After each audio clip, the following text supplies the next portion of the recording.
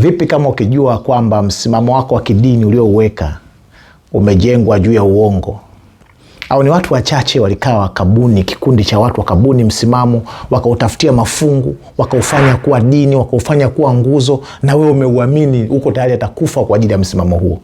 Leo katika Patakatifu Media, katika kutafakari maandiko matakatifu, kitabu cha Wakolosai 2, tutakwenda kuzama, tutakwenda kufukua na kufungua nini maana ya Sabato iligongomelewa msalabani. Lakini kabla ya hapo, kuna vitu vizuri sana vichache tutavisema hapa mwanzo, na tunakwenda tu si kusoma kama mfumo utakao kusaidia uelewe ili uweze kutetea dini yako ya Sabato. Tunaenda kusoma sio tu mfumo utakao kusaidia uelewe utoke kwenye dini moja uende kwenye dini nyingine. Tunakwenda kusoma Biblia kama suluhisho la maisha yetu binafsi. Tunakwenda kusoma kama Mungu ndiye mwenye nguvu ya kugeuza kila uelewa potoshi katika fahamu zetu. Kuna mambo mazuri sana, na haya mambo kama ambavyo nimekuwa nikifanya siku zote yako matano. Tuombe. Baba, ninakushukuru sana kwa kitabu cha Wakolosai. Asante kwa namna ambavyo umekifunua na kinamfunua Yesu mwenye nguvu za kugeuza maisha. Hata neno la leo ruhusu likageuze maisha yangu, maisha ya rafiki yangu wa Patakatifu Media na wengine wengi wanaofuatilia habari hizi njema, katika jina la Yesu, amen. Tuanze na kipengele cha kwanza. Kinasema hekima na maarifa ya Mungu. Hekima na maarifa ya Mungu. Tutasoma kitabu cha Wakolosai 2:1-7. Lakini kwa faida yako sana tutachukua tu kipengele kidogo cha Wakolosai 2:2-3. Maandiko matakatifu yanakueleza, hata wakaufikiria utajiri wote wa ufahamu wa yakini, wapate kuijua siri ya Mungu. Ni ipi hiyo? Yaani Kristo, ambaye ndani yake hazina zote za hekima na maarifa zimesitiriwa. Tunajifunza ya kwamba hekima au uwezo wa kutenda, hekima sio wingi wa maneno, ujuzi wa maneno mazuri yenye mvuto, wazee wenye hekima. Hii si hekima.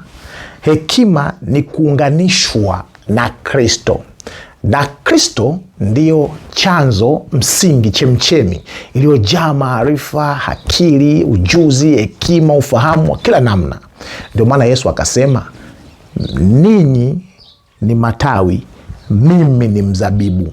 Mimi ndo nimeenda mpaka kwenye ardhi, ndo nachukua mboji, zile mbolea, zile nitrojeni, phosphorus, potassium, vile vitu vya msingi, na kukulisha wewe. Kwa hiyo mimi kama mwanadamu siwezi kusimama nikawa na uwezo wa ujuzi wa kutosha na kamilifu. Ni mpaka nitakapokubali kuunganishwa na Kristo ndio nitakuwa na hekima na ujuzi wa mambo ambayo hayana ukomo katika dunia hii. Unapokufa tu yanaisha, bali yananiingiza hadi mbinguni na kuona uzuri wa maisha nje ya dunia hii. Shetani ameandaa network ya ushawishi usio wa kawaida ambao unakwenda kuwapoteza wakazi wengi wa dunia.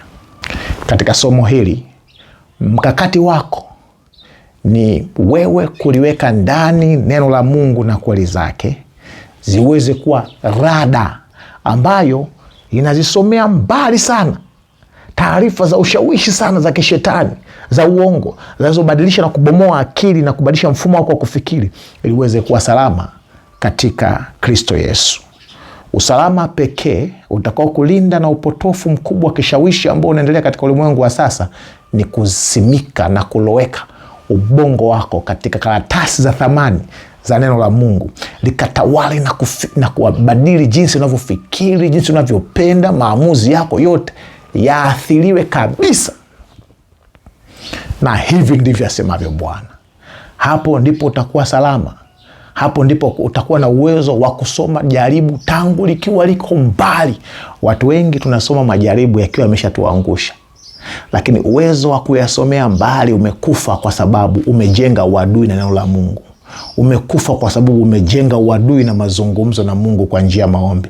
Neno la leo linakutaka fanya uamuzi wa kurudi kumtegemea Mungu na kulisoma neno lake kwa maombi makali na kwa dhati. Hata hivyo, ndugu yangu, siku zetu za kuendelea kukaa hapa duniani zimekwisha kwisha.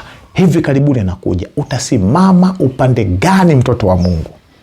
Google ya mbinguni ndio ina taarifa zote za majibu ya hicho unachopitia. Na hii Google ya mbinguni au AI, ile ChatGPT au Gemini ya mbinguni, ni maombi kati yako wewe na Mungu. Unauliza, Bwana anajibu. Katika maisha haya utapitia vipindi ambavyo maswali mengi katika maisha yako yatakoswa majibu 100%. Google itashindwa kukusaidia, AI itashindwa kukusaidia, marafiki watashindwa kukusaidia, mabaraza na viongozi wa kidunia watashindwa kukusaidia, isipokuwa Mungu peke yake. Mungu peke yake kwa njia ya maombi. Jambo la pili, hoja ya pili inasema wenye shina na kukua katika Kristo. Wenye shina na kukua katika Kristo. Hebu tusome Wakolosai 2 mstari wa 6 mpaka wa 7. Anasema, basi kama mlivyompokea Yesu Kristo, sikiliza sasa hapa, Bwana, enendeni vivyo hivyo katika yeye, mwenye shina na mwenye kujengwa katika yeye, mmethibitika kwa imani kama mlivyofundishwa. Nasikitika kusema watu wengi sana hawajaunganisha maisha yao na Kristo, wameunganisha maisha yao na dini aliyoungana nayo. Ndio maana wanaogopa sana watu wao wa kidini kuliko Kristo ambaye ndiyo mwokozi wa maisha yake. Na wako watu wengi sana wameunganika na taratibu za kitamaduni za kidunia ambazo nyingi zimejiingiza kwenye mifumo ya imani, na hawajaunganika na neno la Mungu ambalo ni Kristo aliye hai. Kama mti unavyohitaji mizizi ili kupata maji na virutubisho na chumvi na kemikali nzuri za kufanya uendelee kustawi, ndivyo Mkristo anahitaji mizizi ndani ya Kristo ili aweze kupata uzima. Usikubali kuwa mti wa plastiki ambao unavutia kwa nje lakini ndani hauna uhai. Watu wengi tunavutia kwa nje, tunavaa suti, tunapendeza, tunatabasamu, lakini kama hatujaunganishwa na Mungu kwa njia ya Kristo Yesu, sisi ni kama ile miti ya Christmas ambayo inauzwa imewekewa taa inang'aa, lakini imekufa, ni ya plastiki, haina faida yoyote. Lakini ngoja nikwambie, hata kama unanisikiliza sasa hivi lakini maisha yako ni ya plastiki, maisha yako hayana uhalisia, feki, unaigiza, ukikubali sasa hivi kuunganishwa na Kristo, uplastiki wako wote, uigizaji wako wote unageuzwa na unakuwa ni mti hai, mti halali. Mti wenye mizizi mirefu, hauna hofu wakati wa ukame, hauna hofu wakati wa dhoruba. Ndio maana Biblia inasema mwenye haki atastawi kama mwerezi, a cedar of Lebanon, mwerezi wa Lebanon. Kwani mwerezi una mizizi inayoenda chini sana. Sasa nisikilize, katika maisha ya kila siku, dhoruba za kupanda kwa gharama, hofu za maisha, taarifa za kutisha, ni vitu ambavyo havitaepukika kwenye maisha yako. Hofu za kusalitiwa na kuachwa, hofu za vifo visivyotegemewa, hofu za kupanda kwa gharama za maisha, hofu za magonjwa ya kutisha, uviko, COVID-19, hazitakaa zikome mpaka Yesu anakuja. Kama shina la maisha yako liko kwa Yesu, utabaki na amani wakati wengine wote wanapaniki. Nguvu ya Mungu inakutunza kupitia mizizi yako na siri ya kulisoma neno la Mungu kwa maombi mengi na kudhamiria. Kwa maombi mengi, pigia mstari kudhamiria. Kitakachoweza kukusaidia ni application ya kuliruhusu neno la Mungu liingie ndani yako na kuongoza mfumo wote wa maisha yako. Jinsi unavyoongea na familia yako utabadilishwa. Jinsi unavyokuwa mwaminifu kazini kwako na kwenye biashara zako, neno la Mungu litakubadilisha. Nguvu ya Mungu itakufanya uwe mti wa kweli ambao unazaa matunda ya tabia njema na mwitikio mwema na matunda mazuri popote Mungu atakapokuweka. Hoja ya tatu katika kiini cha somo letu tunaingia, hoja ya tatu na ya pili na ya nne. Tusome kabisa kitabu cha Wakolosai 2 mstari wa 14. Akiisha kuifuta ile hati iliyoandikwa ya kutushtaki kwa hukumu zake, iliyokuwa na uadui kwetu, akaiondoa isiwepo tena, akaigongomelea msalabani. Anasema akiisha kuifuta hati iliyoandikwa kutushtaki kwa hukumu zake, ili kuonyesha iliyokuwa na uadui kwetu, akaiondoa isiwepo tena, akaigongemelea msalabani. Huyu ni Yesu. Alichofuta ni nini? Sasa watu wengi ni kama vile mwalimu anaandika notes ubaoni, anasema futa upande huu, alafu wewe unaenda kufuta ubao mzima. Kuna vitu ambavyo hapa vinafutwa, kuna hati ambazo zinafutwa, kuna vitu vinagongomelewa hapa, lakini si kila kitu. Kinachofutwa, kinachogongomelewa, kinachofutwa hapa ni kipi? Handwritings of ordinances, au hati ya mashtaka iliyofutwa. Anasema this refers specifically to the ceremonial, ritual laws and recordings of debts for sin which were nailed to the cross and abolished. Anasema hii inajumuisha sikukuu na sherehe za kidini, ritual laws, sheria za kitamaduni za kidini, na rekodi ya madai ya deni la dhambi ambazo zilifutwa na kugongomelewa katika msalaba wa Kalvari. Kwa wewe unapomwamini Yesu, hakuna hati yoyote ya mashtaka ambayo ina haki ya kukushtaki, maana tayari Yesu ameshaifuta, ameshaigongomelea msalabani, ameshaiondoa. Watu wengi kwa makusudi au kwa kupotosha wamesema Yesu alifuta amri 10 katika sentensi hii. Sasa nisikilize. Msalaba haukuua sheria ya Mungu, hakufuta sheria ya Mungu au amri 10, bali aliua hati ya mashtaka ambayo ilituhukumu kifo. Yesu hakuvunja amri 10 hata mwenyewe alipoishi hapa duniani. Alifuta rekodi ya dhambi zetu iliyoandikwa kulingana na sheria ya Musa katika kitabu cha Torati 31 mstari wa 26. 1:26 nasema hivi: twaeni chuo hiki cha Torati, mkiweke kando ya sanduku la agano la Bwana Mungu wenu, ili kiwepo kama shahidi juu yako.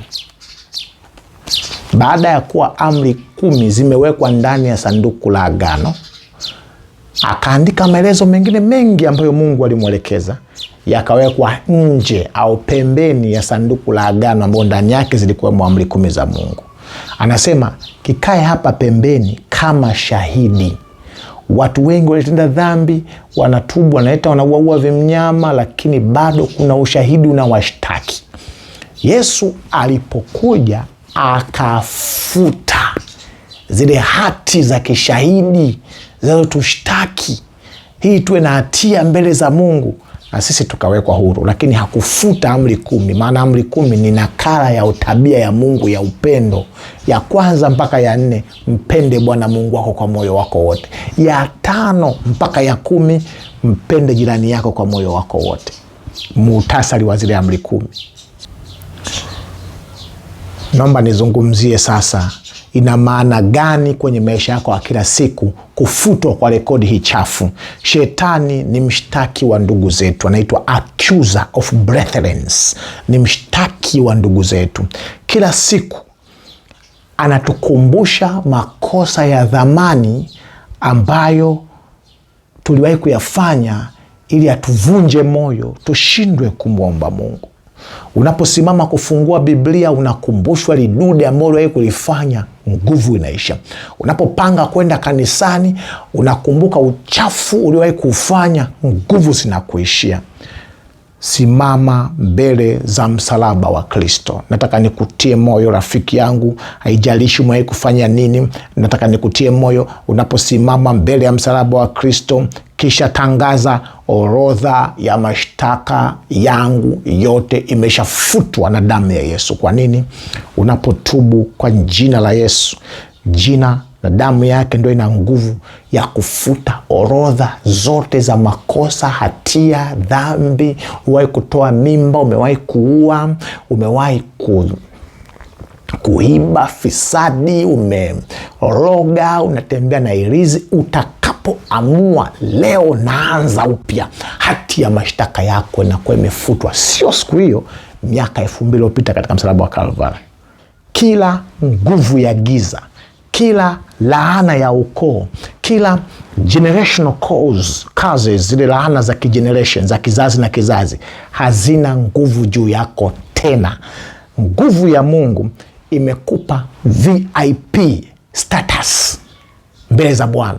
Damu ya Yesu imekupa VVIP status. Damu ya Yesu imekupa diplomatic passport ya kuingia kama mwanadiplomasia wa mbinguni, kana kwamba hukuwahi kutenda dhambi yoyote mbele za Bwana. Hii ndiyo nguvu ya damu ya Yesu. Kwa alifuta mashtaka yetu na hukumu zetu zote ambazo tulizitenda katika msalaba huo. Kwa hiyo sasa una haki ya kusimama mbele za Mungu kana kwamba hukuwahi kukosea kabisa, na ukilia chochote ambacho unaona kinakusumbua na kinafutwa, maana tayari kishafutwa miaka 2000 iliyopita. Hoja ya 4 ni kivuli au mwili. Kivuli au mwili. Kitabu cha Wakolosai 2 mstari wa 16 mpaka 19.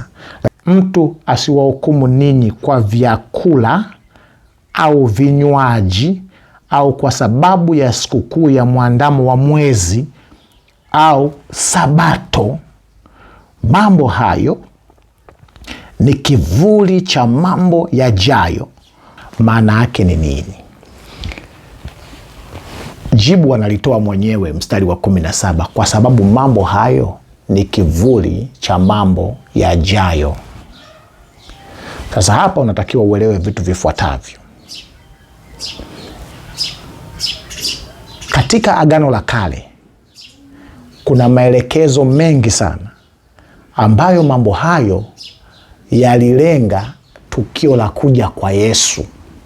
Ilifanya ndio hayo mambo tunaita nini? Ni kivuli. Ni kama vile mtu anakuja, kabla hajafika kwa mwanga, kivuli chake kabla hajafika kivuli chake unaanza kukiona kabla hajafika.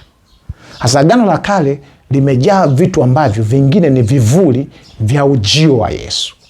Kwa Yesu akishafika ndo image au kitu halisi kimeshafika, mwili halisi umeshafika. Sasa anasema mtu asikuhukumu kwa kile kivuli ulichokuwa unakiona. Yani mtu asiwahukumu kwamba kwa nini bado ufati kivuli? Kwa nini kivuli hiki ukizingatii? Kwa nini ukiheshimu hiki kivuli? Kwa sababu kivuli kilikuwa ni ishara ya mwili ambao tayari umeshakuja. Hauna haja ya kuconcentrate na kivuli. Sasa unadili na mwili ambao uko tayari. Kwa nini vitu hivi vimetajwa? Na pointi yetu kubwa katika vitu hivi, miandamo ya mwezi ni vitu ambavyo vilikuwa ni vivuli, tayari tutakubaliana. Vyakula ni vyakula gani?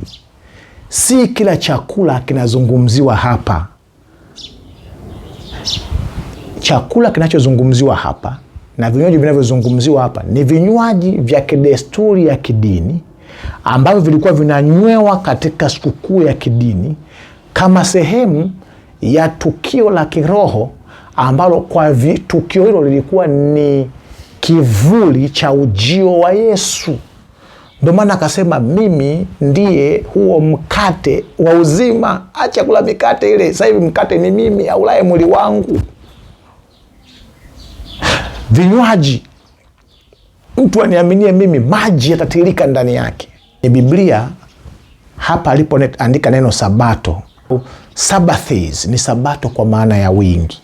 Hapa zinazungumziwa sabato zote za Agano la Kale, nyingi sana, ambazo kusudi lake lilikuwa ni kutuonyesha Yesu anapokuja mara ya kwanza.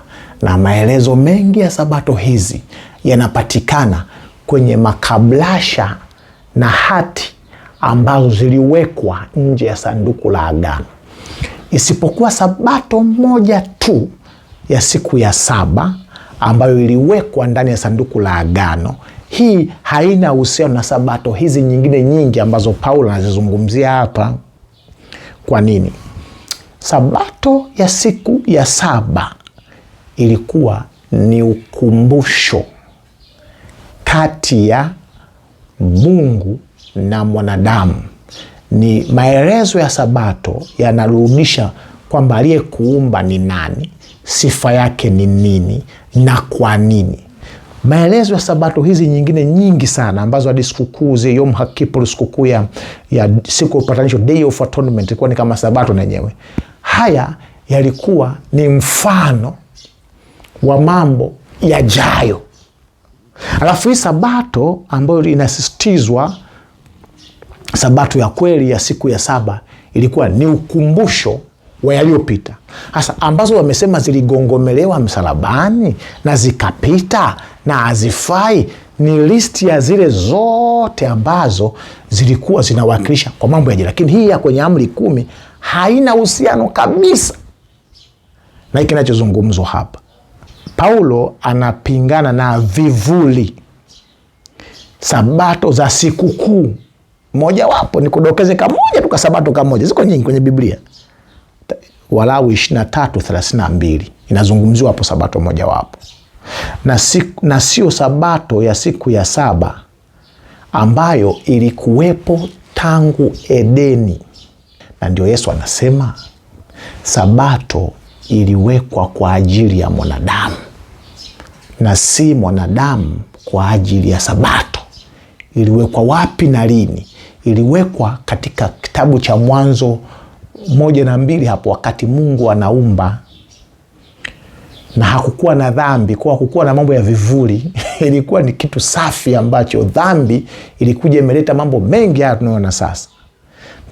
Tunza sabato moja tu.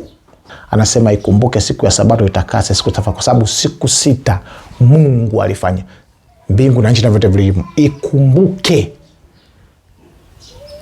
hii moja ambayo Mungu aliifanya. Alafu vitu vingine vya sherehe hivi vyenyewe hivyo ni vivuli, lakini hii ya sabato yenyewe original, hii ndio yenyewe. Moja ya onyo la mwisho kabisa katika historia ya mwanadamu inapatikana katika kitabu cha, na ushauri wa mwisho kabisa wa maandiko matakatifu ambao ni ushauri ambao umenyoka kabisa, ni Ufunuo 14:6 na kuendelea. Ito ujumbe wa malaika watatu, 3 angels messages. Nasema kisha nikaona malaika mwingine mwenye injili ya milele akiruka juu akitangaza. Malaika manake ni angelos au mjumbe wa Mungu. Katika siku za mwisho anasema utangazo wake unasemaje? Mcheni Mungu na kumtukuza, maana saa ya hukumu imefika. Msujudieni. Hapo sasa ndo namtofautisha Mungu. Na maelezo anaanza kuyatoa hapa sasa, ndio yanapatikana kwenye amri ya 4 ile ya sabato ambayo haikuwa kivuli, ya sabato ambayo ni ya milele. Ni sabato ambayo Isaya anasema hata katika ile nchi mpya ambayo Mungu anatuandalia itakuwepo. Anasema msujudieni yeye alizifanya mbingu na nchi na bahari na vyote vilivyomo. Watu wote wanaosherehekea pumziko la sabato halisi ni wale ambao ndani yao wameshapumzishwa na sabato ya kuwa na Yesu katika maisha yao. Yani tukio linaloanza sio kushika sabato halali ya siku ya saba. tukio la kushika sabato ya halali ya siku ya 7 ni matokeo ya mtu kuwa amempokea Yesu ndani yake na kupumzishwa ndani ya moyo wake. Hivyo kwa sababu tukio linaambatana na kuandikwa kwa amri za Mungu katika moyo wako, tokeo lake la Yesu kukaa ndani yako, tokeo la wewe kuunganishwa na Yesu tukukute siku ya Sabato unapumzika kwa kuacha shughuli zako za kikawaida, secular works, na kufanya matendo ya Mungu na kukutanika na Mungu kama ilivyo desturi ya watakatifu, kama tutakavyokaa mbinguni pamoja. Hayo mazoezi amechagua siku moja kwa wiki ya Sabato ya Jumamosi, watu watenge muda wa kutosha wa kukaa pamoja na Mungu na kuzungumza. Jambo la mwisho, maagizo ya wanadamu. Wakolosai 2:20 mpaka 23. Tusome 20. Anasema hivi: basi ikiwa mlikufa pamoja na Kristo, mkayaacha mambo ya kwanza ya dunia, kwa nini kujitia chini ya maagizo kana kwamba mnaishi duniani? Lakini niseme kitu kimoja.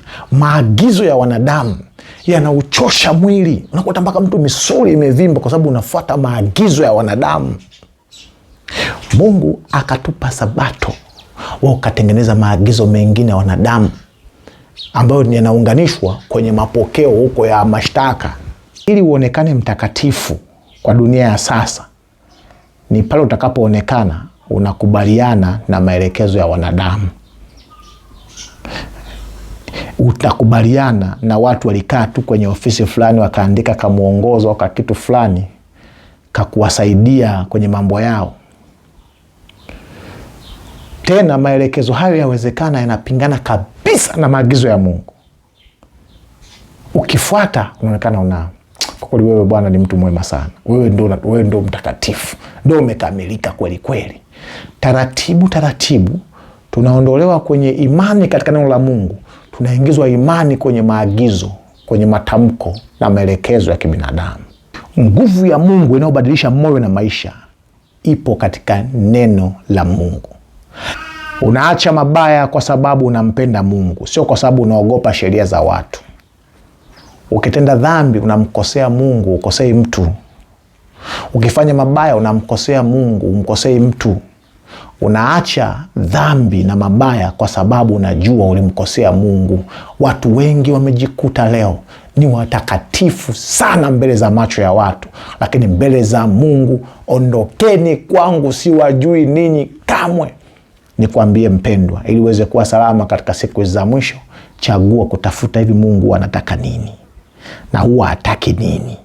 Nifanye nini ambacho siwezi kukifanya, na kama siwezi niombe Mungu anisaidie nifanye yale ya kwake. Usijifiche kwenye vichaka vya kufanya mambo ambayo watu wakuone unafaa.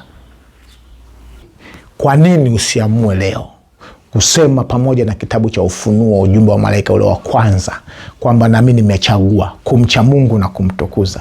Nami nimechagua kumsujudia yeye, ambaye maelezo yake yanapatikana kwenye Ufunuo kitabu cha 20 kutoka kuanzia mstari wa 8 mpaka 12, amri ile ya 4 ya Sabato, aliyeziumba mbingu na nchi na vyote vilivyomo.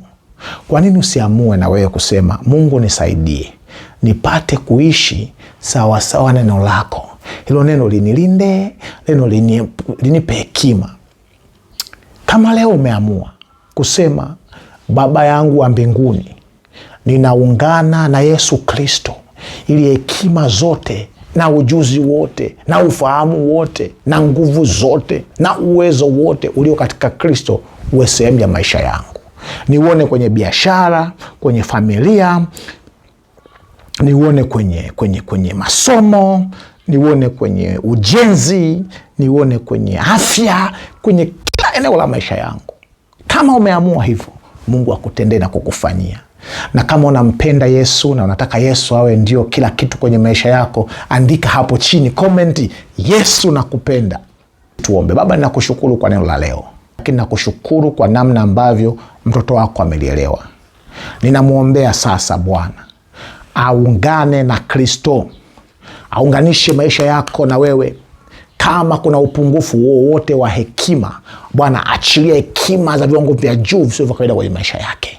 Lakini kama kuna upungufu wa afya, kwa sababu ameungana na Yesu ambaye kwako kuna uzima, achilia uzima kwenye seli hai za maisha yake na akawe mzima tena. Bwana, kama kuna upungufu wa uchumi, wewe ni Mungu unayemiliki vyote. Bwana, achilia sawasawa na kadiri itakayomtoshea.